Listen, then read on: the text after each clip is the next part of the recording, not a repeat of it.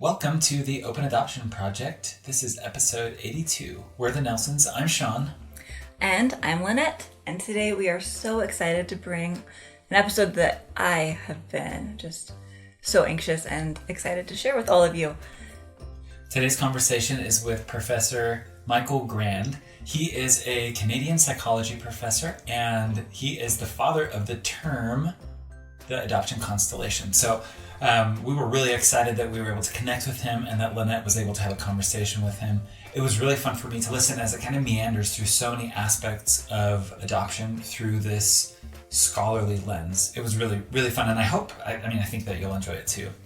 I loved this interview. Hands down, one of my very favorites that I've been able to do. It was so rewarding and cool to hear from Professor Grand, from his perspectives, and you'll get to hear, I don't want to spoil anything, but his different perspectives as he's gone through his career and his personal life, and how adoption has kind of connected through all of that. It's really neat. I really, really enjoyed talking to him.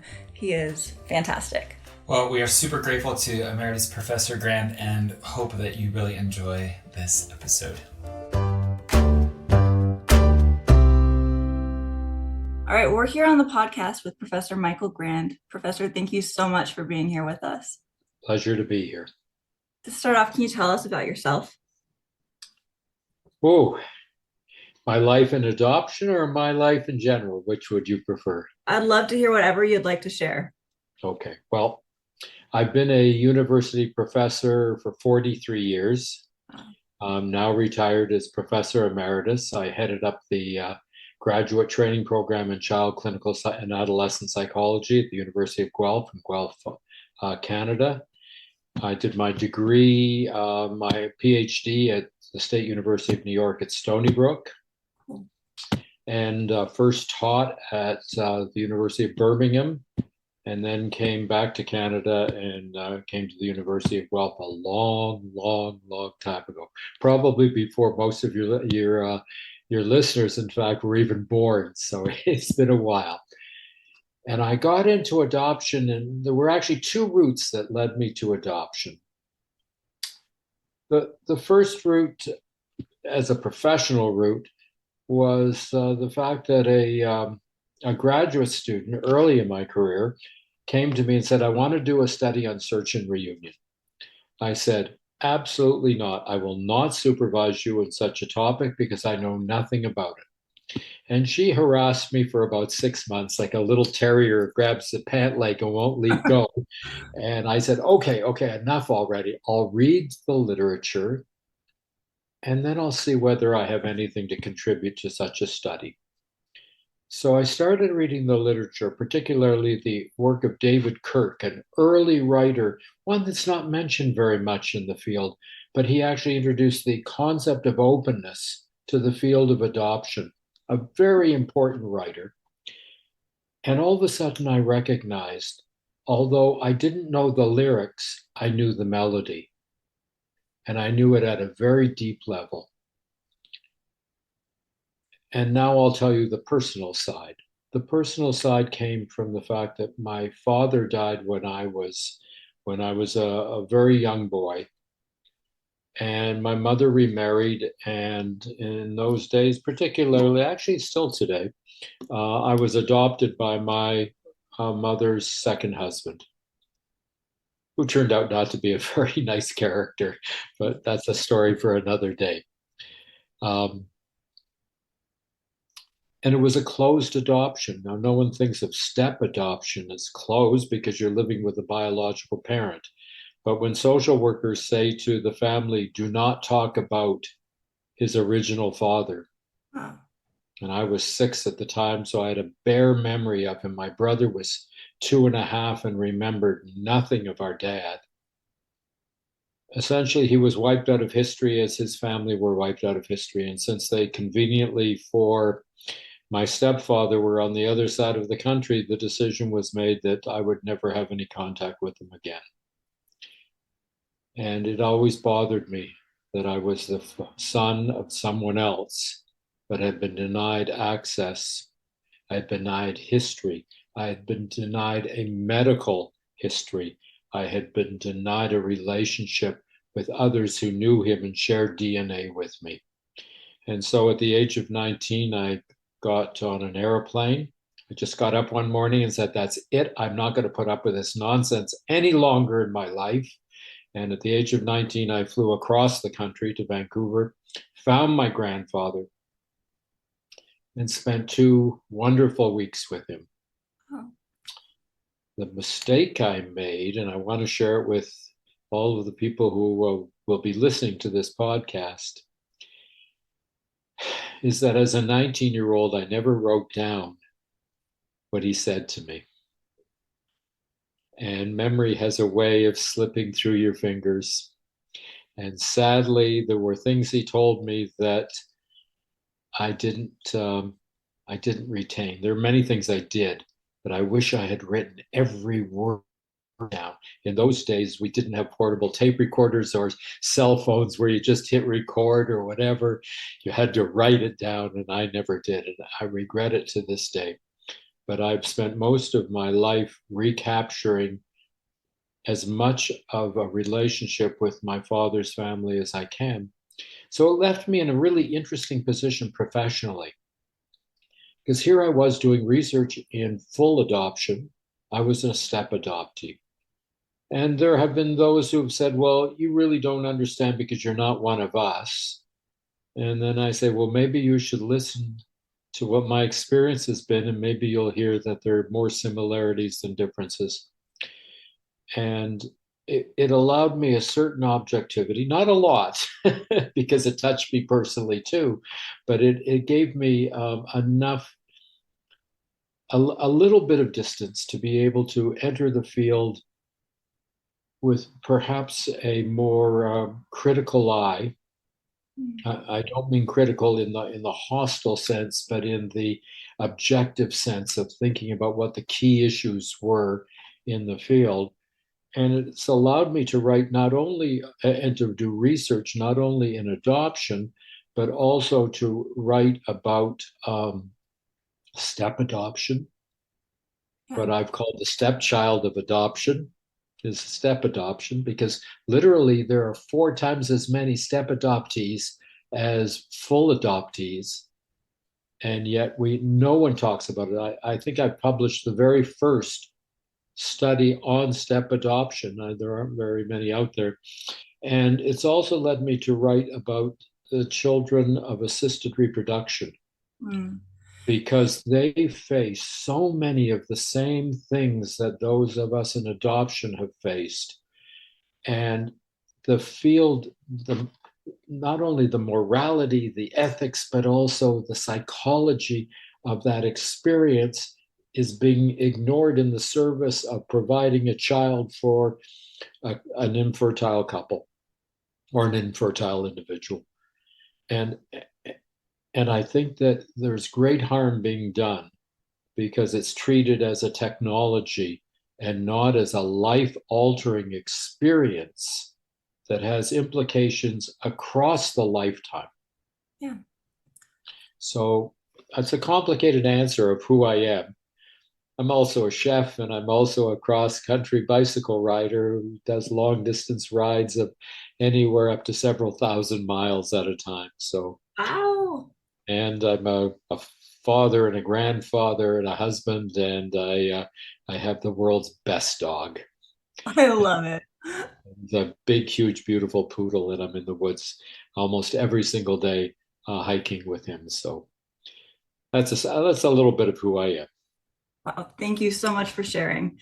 All right, there's so much I want to ask you about. So, initially, your interest in this research topic was really sparked by that graduate student, it sounds like. Correct. Fascinating. And then it grew, and I did not know. I knew a lot of this about you. I've been researching, but I did not know that you've done work in assisted reproduction and the psychology of growing up without biological family in those situations. And that's something I've wondered about a lot because we don't talk about it very much. Yeah.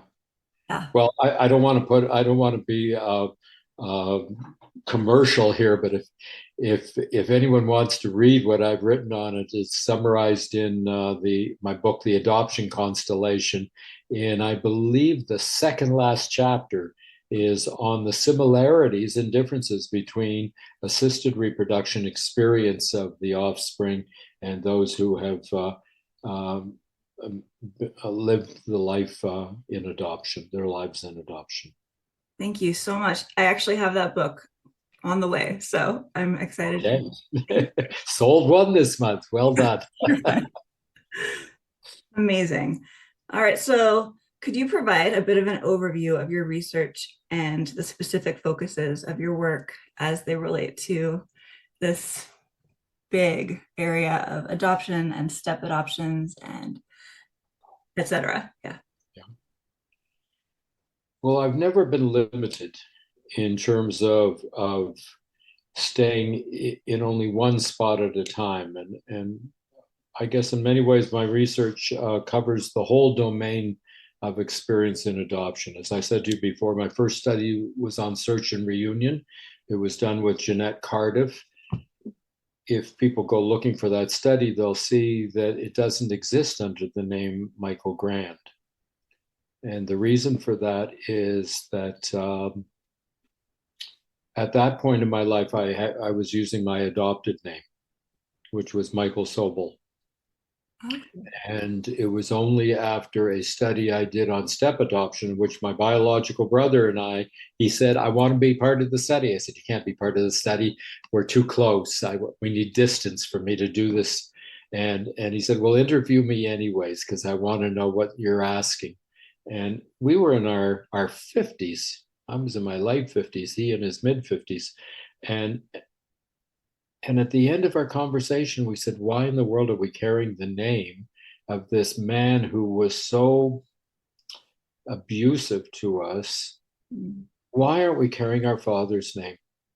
So we took huge big bags of gold down to the provincial capital, and my brother and I and all our kids changed. And I said to my kids, you can call yourself whatever you want. You can call yourself Tom, Dick, and Harry for all I care. It's your choice. I'm not going to impose a name the way a name was imposed on me. But if you want to live an authentic life, you have to be authentic in the world. You have to make that choice. I'll tell you a very brief, I know I'm getting off topic, but it's for me fascinating. I wrote an email to my department saying I changed my name and had taken back my original name that I was born with, my father's name. Every woman in the department came and gave me a hug because I think they understood what it meant to hold on to an identity with a different name or not. And not a single man said a word to me. And I thought to myself, these guys probably think I've just thrown away my reputation.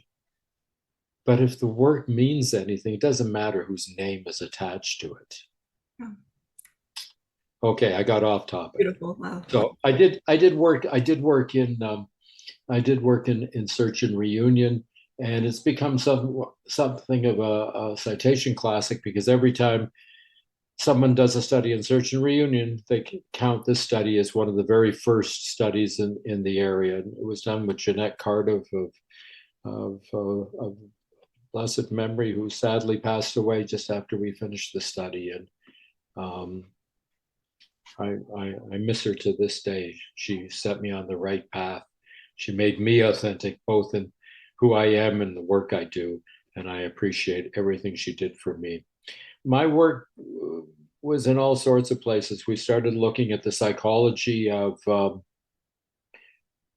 women who found themselves pregnant and not wanting to be pregnant, because in the earlier days of adoption, we were talking about infant adoption of kids who had not been taken into care by the state for protection. Today, that isn't the case.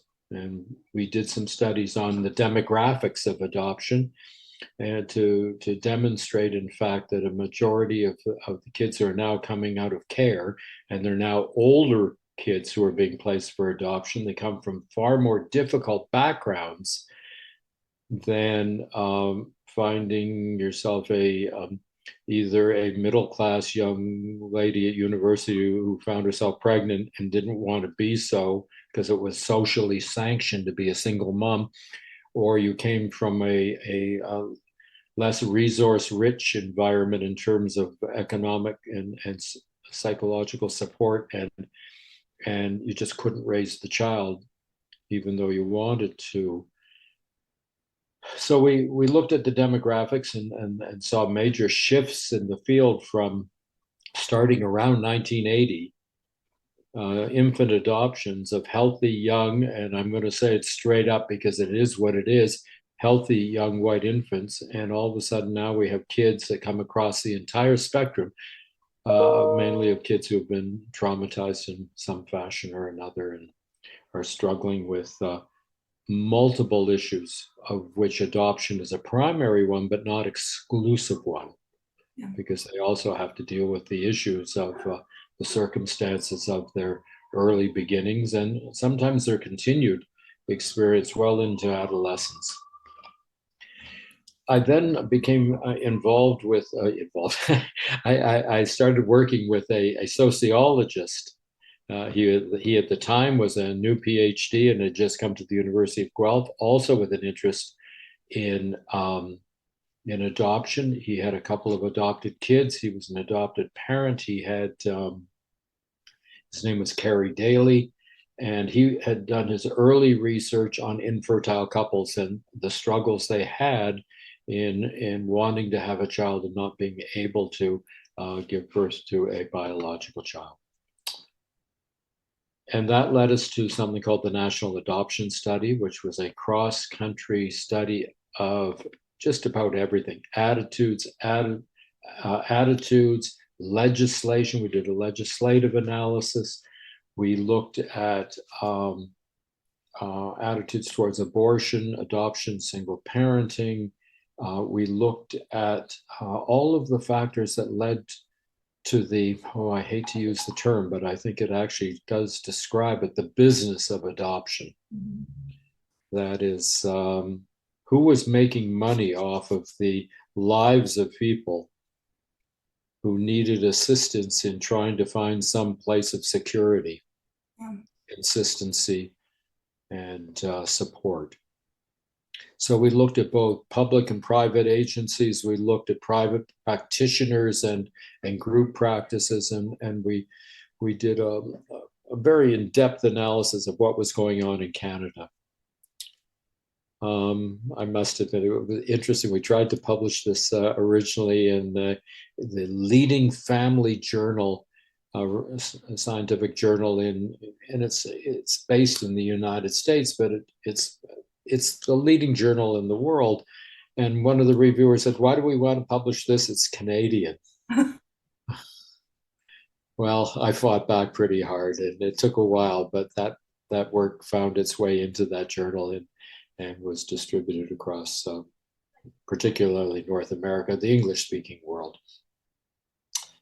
We then got into some work on step adoption, and also, I remember there's some other stuff. There's, you're asking me to talk about a lifetime of work, so in some sense, I'm jumping all over the place as my colleagues, my students, and I got down to different ideas. We looked at SIB reunions. One of the problems in reunion and I like to use the term reunion only as first encounter. And I use the word reconnection as the next step, because once you've met, now you have to decide what kind of relationship you're going to have and how it's going to continue or not. And as many of your listeners, I'm sure, are aware, sometimes meeting with first families, particularly the biological parents, doesn't go very well. There's so much in our society that reflects shame and nonsense. Well, put it plainly, nonsense about people find themselves, listen, people have urges, people have sex, people have babies. And it almost always falls on the woman. Almost always falls on the woman. And because of that, particularly, and you might hear me struggling with language because I don't think there is good language.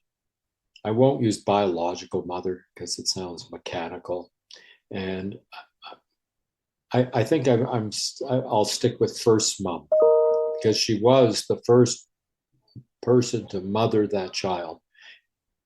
It doesn't mean that the adoptive mother is second or second rate. It's just, I'm simply saying as a temporal statement. So what we found was that many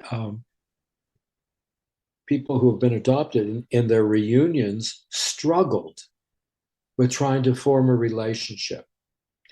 And in my own clinical work as a therapist, doing family, particularly family oriented work, I often say to my clients, stop trying to go through the front door, go through the side door. You're trying to barge your way into this person's life, and she has enough baggage that it may be very difficult for her to do so. But her children, her other children, your sibs, who may be either full or half sibs, they may be much more open to that relationship. So we did some studies on sib relationships and sibs and reunion. We found that sibs were very important in the reunion process, far more than I had ever expected to see. And that extended into looking at some stuff on aunts and uncles and cousins. And sometimes when you can't go through the front door to meet the first family, the first parents, then you go through the side doors and you go through the back door by going around them until everyone else says, hey, this is a really nice person you gave birth to. You should try getting to know them. And the shame is dissipated because there are no secrets left. And particularly with DNA testing today, there are no secrets left at all in terms of determining who might in fact be a biological parent. So much for being closed and not open about that experience. One of the interesting findings in the study on reunion was we found that, we always talk about openness in adoptive families. Yeah. Right? It's always it's as far as the conversation ever goes. We found that the more open the first parents were with their children, the more successful the reunion.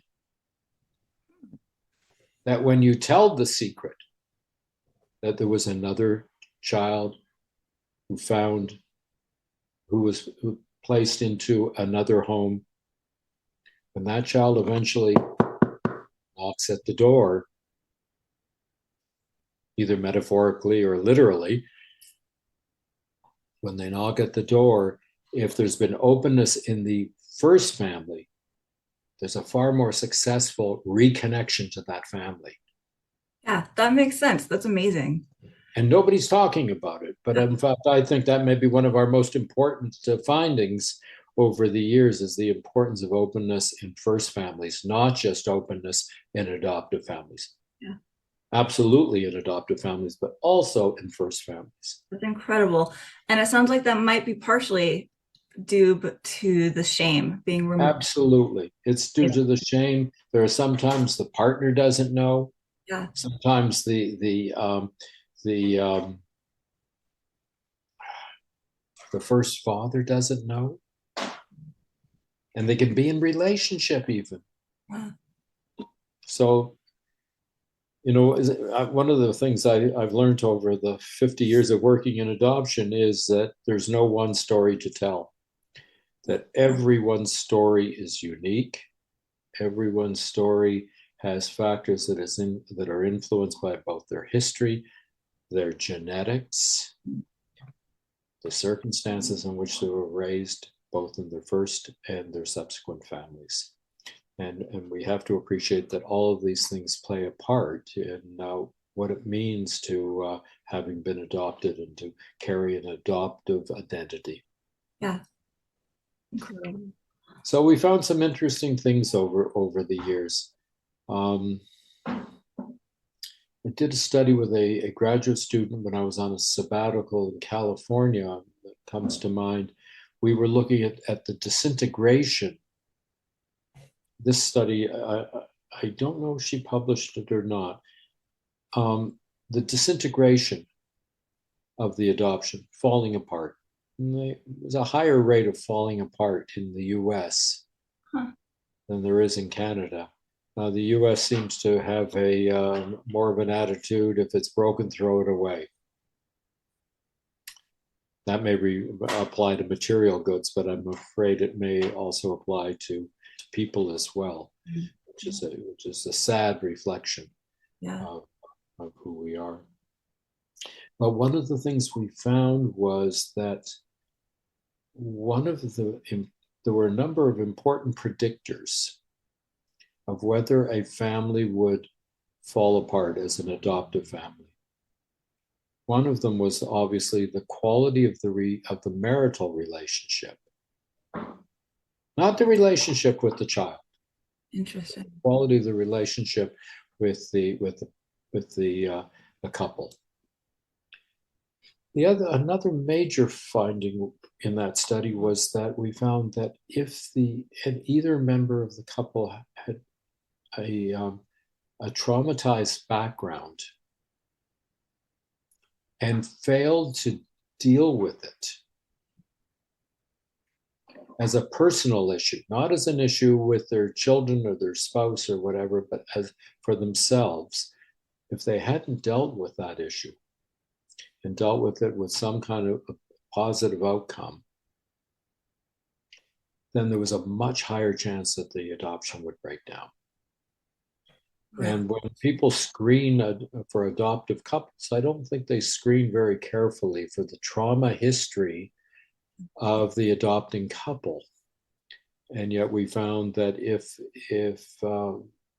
these issues had been buried, they would come to the fore when the adoptee walks through the door and starts challenging. Whether challenging just as any normal kid challenges in a relationship, or because of something unique to the person's experience. But either way, this became an important issue. There was one other study I wanted just to briefly mention to you, because I don't know why, but this morning I want to talk. I find myself talking to you about things I don't think people are looking at and paying attention to. And here's one I bet you've never heard before: the importance of adoptive grandparents. I love that.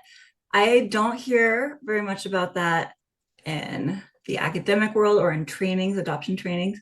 And our family, it's a huge thing. But yeah, I would love to hear what you've learned about that. I have never heard anyone but myself talk about it. And here's what we found. We found in a study that we did with adoptees, asking as adults, what were the factors that were important for you to be able to say this was a good experience? So we looked at the differences between those who said my adoption was horrible, didn't work, and those who said it was listen, I understand the circumstances in which I came into this family, but it was a good experience, and I'm grateful that I grew up here because it worked for me. And one of the things we found was that the role of adoptive grandparents. Okay. And I must say, by the way, that in developmental psychology, the literature has almost nothing to say about the role of grandparents in development. It's as if you're only dealing with the caretakers, mom and dad, dad and dad, whatever the single parent, whatever it happens to be. They never talk about grandparents. Grandparents provide legitimacy of who's in the family and who isn't. Grandparents provide most of the time unconditional love, and then they send the kid home to be disciplined by the parent. So there's a moment of just that, a place where you can relax and breathe. Fascinating. So, okay, you're right. I have not heard anyone talk about this, about adoptive grandparents. We talk often about the importance of having biological grandparents involved.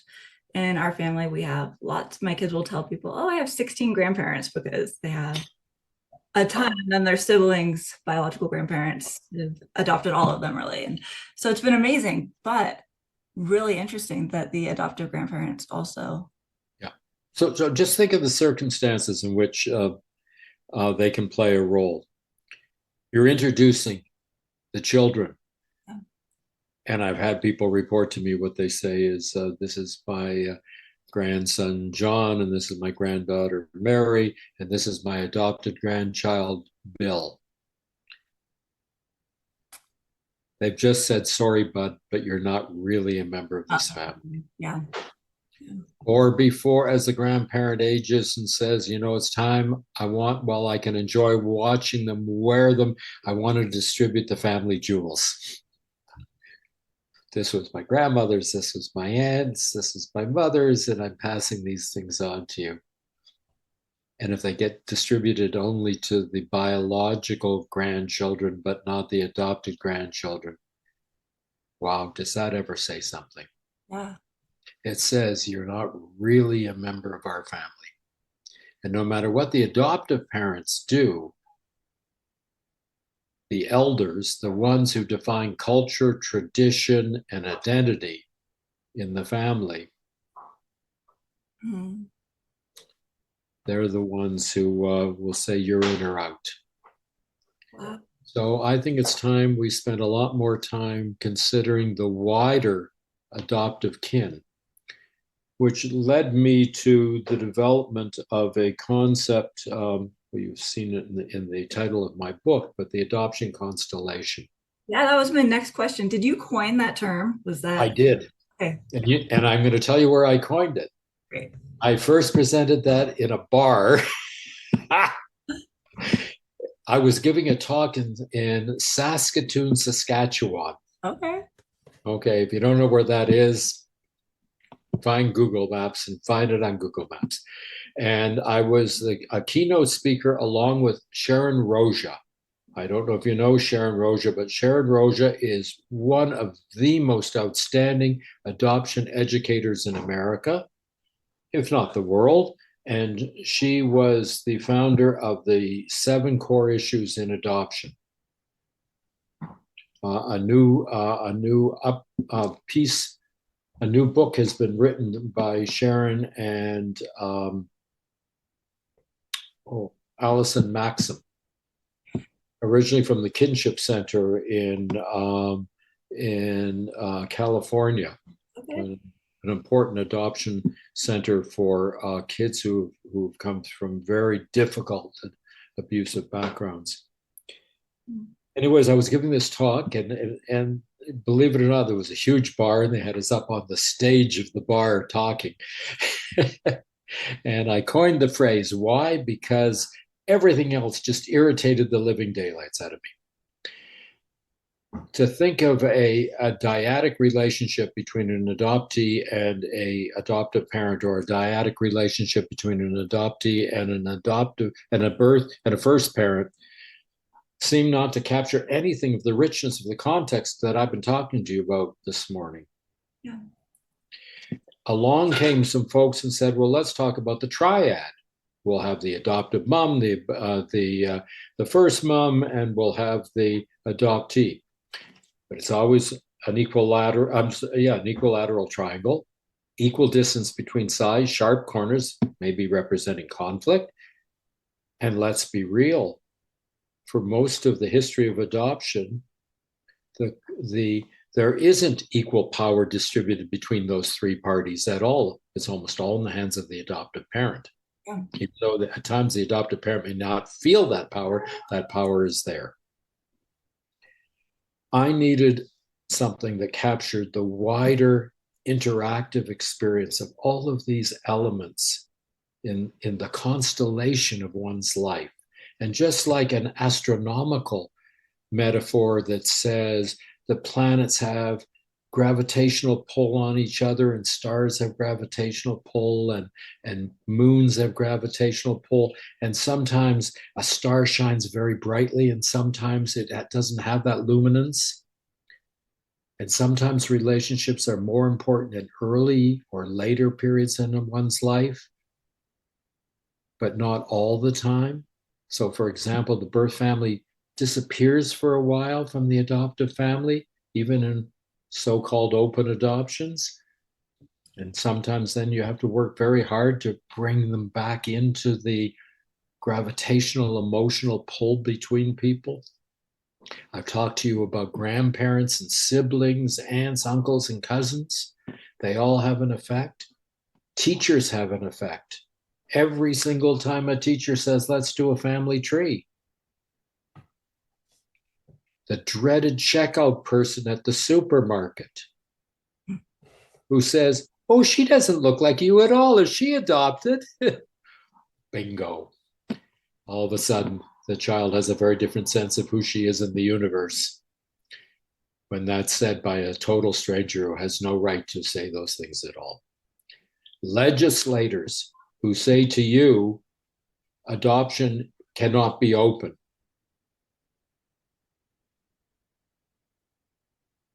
Or legislators like I've been blessed to be able to work with in both in Canada and the US, who say everyone has the right to know their history. No one has a right to a relationship. If you don't like me and you don't want to have anything to do with me, you have that right to say no. But no one should ever be denied their history, their medical history, their psychological history, the historical facts that have led them on the journey they've been in. And so I needed a concept that captured all of this, not the triad. It's a silly concept because it blocks out so much that is influencing the life of the adoptee. Where are the friends? How do friends deal with the issue that you may not look like the surrounding community? And what kind of attitudes do they have? What does the pastor in the church say about adoption and about unwed motherhood and the devil's offspring if they're preaching that kind of nonsense? So all these people are a part of the constellation, and each of them, you change any one of them, and the whole thing changes. You change the law, the entire shape of adoption changes. Fortunately, in most legislation today, we no longer say as if born to, which hides the historical truth. It isn't born to. So I think this notion of the adoption constellation, in which different parts of the constellation have different influence at different times, different pull on emotional relationships, have can there are black hole. There is even a black hole in this, because that's the deficient narrative. That's the narrative of not knowing who you are, and you can't tell a story about who you are, where you've come from, and why you've been on the journey you've been on. So there are even black holes of information in the adoption constellation. And if you, I'm sorry, I'm pushing my book again, but it's a place where I've summarized part of this. And if you read the first chapter of the book, you'll see a discussion of the adoption constellation to get some feeling for how these various and sundry parts of the experience of everyone in adoption gets pulled in and influences the experience. You can't just think about a single parent and think that that is the source of the lived experience of being adopted. Everybody plays a part. I love that. And it rings true. Yeah, go ahead. Well, I was just going to expand this because I think perhaps if anything in my contributions in adoption has been more than anything else forming new concepts and language to think about the experience. But one of the concepts that I've become quite intrigued about is the concept of the adoptive narrative. the story one tells of one's life, because every human being tells a story about who they are. Some narratives are factually rich, and each part flows from part to part in a cause and effect manner. So you can say, this is how I began and this is how I arrived where I am.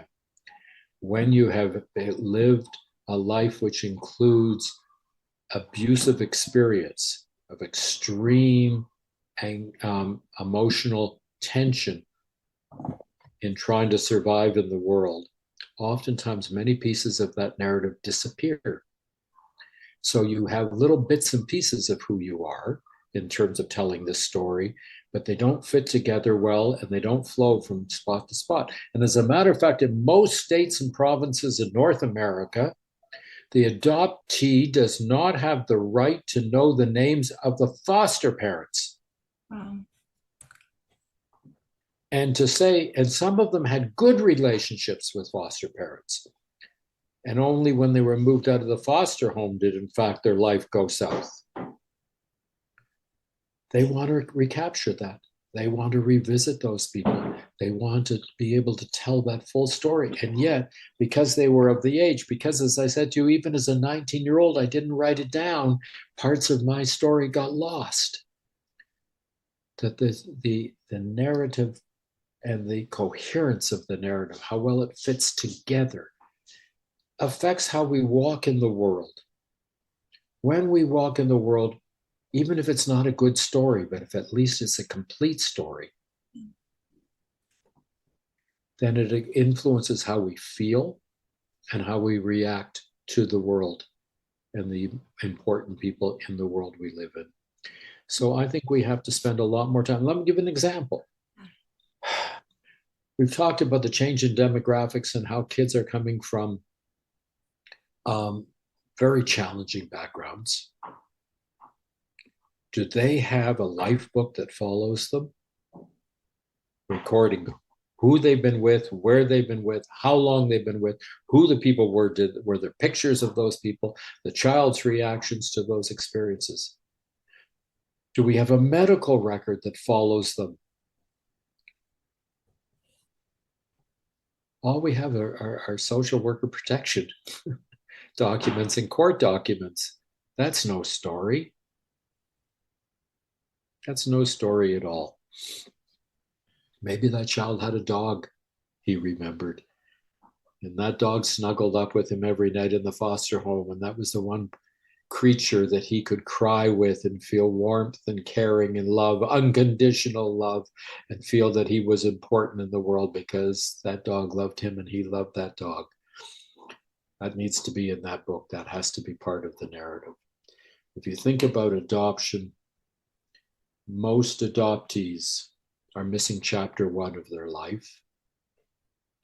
Most first parents are missing chapter 2. What happened after the child was placed, which is why I've always been an advocate for as much openness as safety will allow.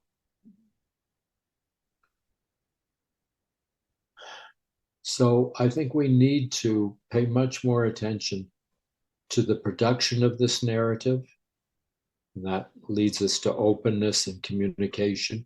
And it's not just what you say, it's not just whether you will tell things, it's how you tell them. Early on in our very first study, we found that it wasn't just whether the family was open to telling the story of the adoption, but what the emotional valence of the telling was. Was it told with contempt or anger? Was it told with quiet compassion? We even found it wasn't important how often you talked.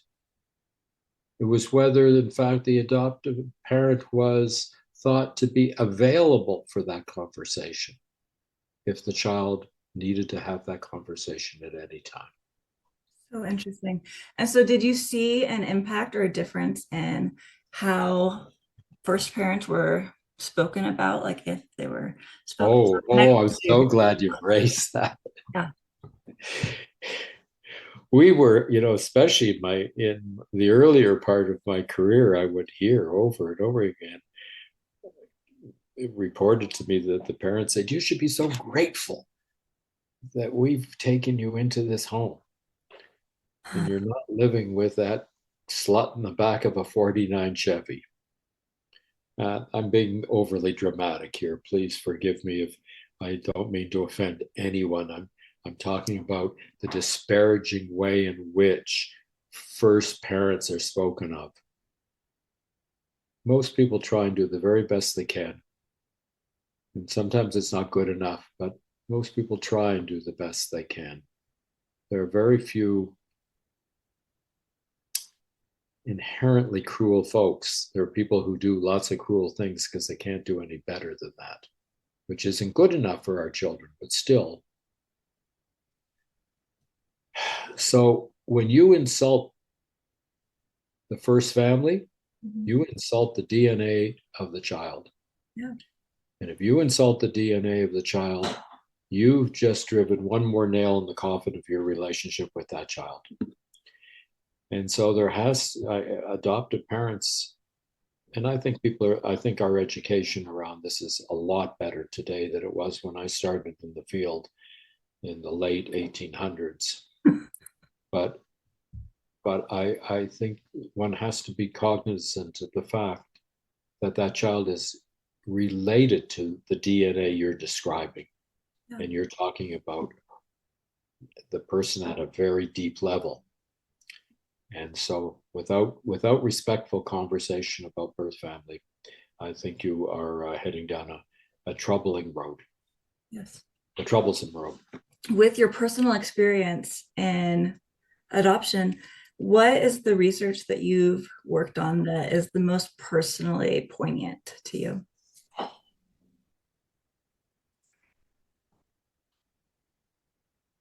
It's a hard question.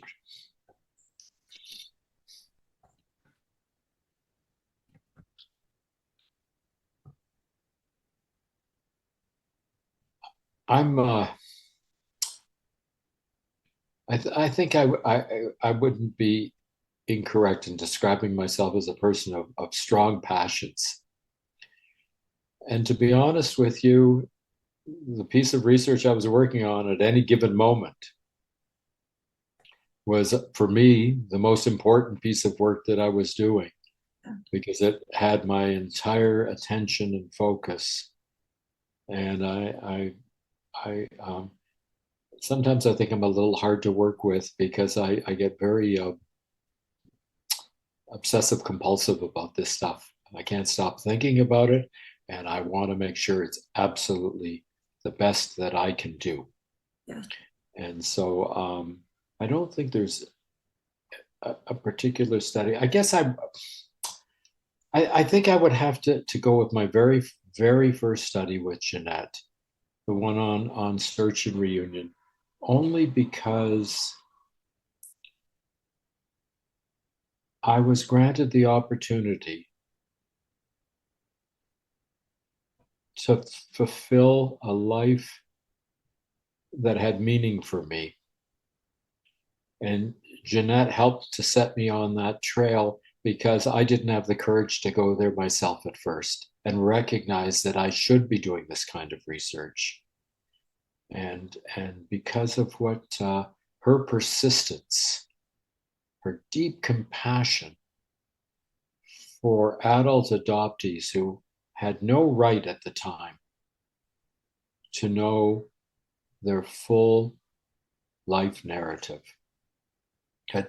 Today in Canada, 90% of this country adoptees can get their original birth certificate with the name of their birth parents, usually, always birth mom, sometimes birth dad. And they're allowed to get their original adoption orders as well. And that's now available for adoptees and step adoptees. I actually got mine only to discover there was a mistake on my adoption record. my birthday was incorrectly put down by a year because I'm a January baby and everybody was used to using the year before. So they wrote down the wrong date by accident, and only I spotted it, I guess because of my attention to detail. Um, but it led eventually, all this work is for naught if it doesn't have an effect on the ground. Mm-hmm. That I never wanted to be an academic who published for the sake of seeing his name in print. Yeah. As a matter of fact, I never wanted to be an academic. And it was only by accident that I became one. That's another podcast, so I won't go into it. But the important point is that I always tried to take my work to the streets. And so I've dedicated a lot of my life to public education, to offering therapy to all parties to the adoption. I'm now doing work as well with people who have just discovered through DNA that the kin who they thought were their biological kin turn out not to be so. That particularly that whom they thought their dad was turned out not to be so, that it was someone else. They're discovering new family and all the issues of trying to make connection with them. It's become important as well. But for me, I guess my proudest moment has been the fact that we've changed legislation in so many places. The dominoes are finally starting to fall. Finally. And there have been some real impediments in the United States, even to the fact that judges in Canada have said, well, if it wasn't good enough for California or New York, why would we want to do it here? So they're having an influence even across the northern border. But we finally broken the back of that. And so in Canada, in almost every province, there's openness at the age of adulthood. And in the United States, I get reports all the time of that it's happening. It hasn't happened everywhere, but it's starting to happen. And DNA analysis has said to the legislators, you have no place to hide, boys. And it is boys primarily. You have no place to hide. We have the right to know, and we will find out in spite of you, even if you won't give us access to our original records. So that's a big change, and I'm proud that I've been part of that movement. That I've combined research with activism, and I have a chapter in the last chapter of my book on how to become an adoption activist, and how to work with legislators, and how to dress, and how to have a business card, and how to create documents that will convince folks that they have nothing to fear. The sky has not fallen in a single state in the United States where openness exists. Not one. We don't ever see reports of horror stories of reunion. Some don't go well. Some go very poorly. But everybody has the right to know even to have the right to know who's slamming the door in your face. So I think when I look back on my career and I'm in the last stages of it now, I'm proud of the fact that my work has contributed to that movement. That's awesome. So you also have looked at openness throughout your career. And have you looked much at openness agreements, like the legally binding open adoption? I'm trying to remember what they're called. Yep. Openness agreements. Yeah. Yeah. And so that's one thing that I know there's a push for more legal movement on. Have you looked at that very much? I'd like to give a really straightforward answer, and unfortunately, I don't think I can. Yeah. And the reason is that we found that informal openness agreements actually seem to be adhered to better than written ones, Interesting. mainly because they allowed people to be less contentious and to have room for negotiation.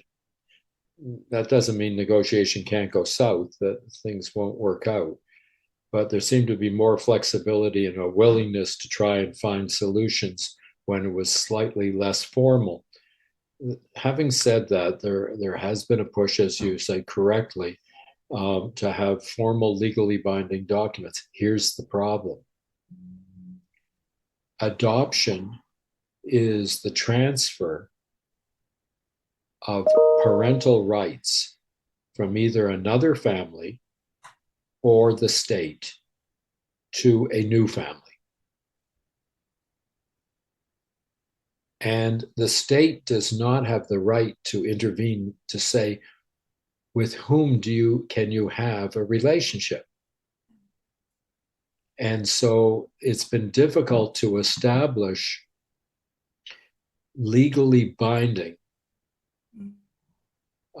openness agreements, and it has led to abuse.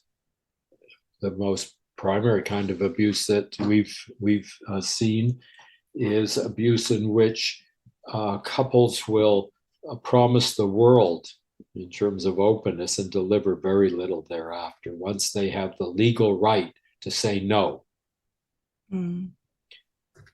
And I wish I had an easy solution for this, and I don't. Yeah. Except to say that I think the more openness at the beginning of the adoption, both prior to the adoption and during its early days, I think the better the chance for everyone to see that they have nothing to fear from each other.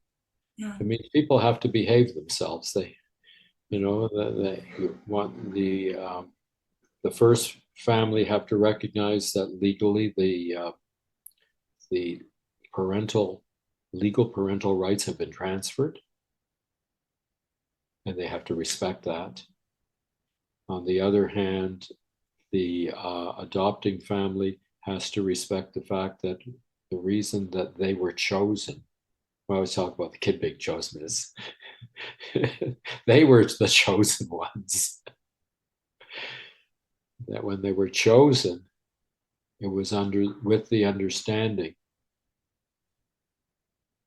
that in fact there would not be the means would be found to keep a relationship. Yeah. And it's not always easy to keep that relationship. Lots of activists don't like to talk about the fact that many first parents at some point say, I can't do this anymore. I need to separate and find a new uh, journey for my own life. It doesn't mean they can't change their mind. It doesn't mean that they can't leave the door open to being of a continuing relationship. It doesn't mean you can't leave a forwarding address all the time. So when it's time to have that reconnection, that in fact it takes place. I think we should be working much harder to appreciate the importance for the child. I assisted with an adoption in which I said, I will not help you without openness. There has to be an open relationship between you and the adopting family. I'm sorry, the first family. Mm-hmm. And from the time the child was old enough to use a telephone, she had a telephone in her room that anytime she wanted to phone up her first family, she could pick up the phone and talk to her first mom or to her sibs. And it didn't mean that years went by with no one ever picking up the telephone or it ringing, but it was always there. And I think we have to create those kinds of situations where we make the possibility of reconnection always open. Mm-hmm. As I say to you, up to the level of safety. There are a few circumstances where we just can't do it because sadly, the people cannot protect the children. But other than that, I see no reason not to. Absolutely. Wow. Well, You have done some incredible and very impactful research throughout your career. Thank you so much for talking with me about it. Is there anything else that you'd like to talk about today? Not unless you want to talk about my dog. What's your dog's name? My dog's name is Farfel. He's a great big apricot poodle, Cute. 68 pounds, and he's just a big goofy guy. And he is one of the world's great therapy dogs. It's amazing. He's a wonderful dog. Oh. This has been very good to speak with you today. I have not sat down to think about my career. You know, you're always so busy in the day to day that you don't think about the long term. So I appreciate the opportunity for the conversation. Thank you so much, Professor Grand.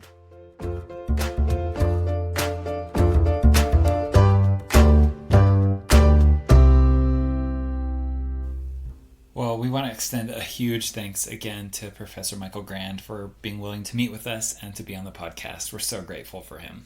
Yes. You know, some people you just feel like this connection to, and you just really love being around them. I feel like that is Professor Grand. He just has this light. He's so enjoyable to listen to and talk to. And I just kind of got like those, for lack of a better word, kind of Dumbledore vibes, right? Is that totally tacky to say? Just wise. Yes. Wise, lots kind, of experience, genuine, just, yeah. Really such a treat to talk to. Probably because we also were just listening to Harry Potter on a road trip. Probably. Our kids are pretty into it right now. But yes, I loved chatting with him, and I loved this idea of the adoption constellation, which we've explored, but not as in depth on the show.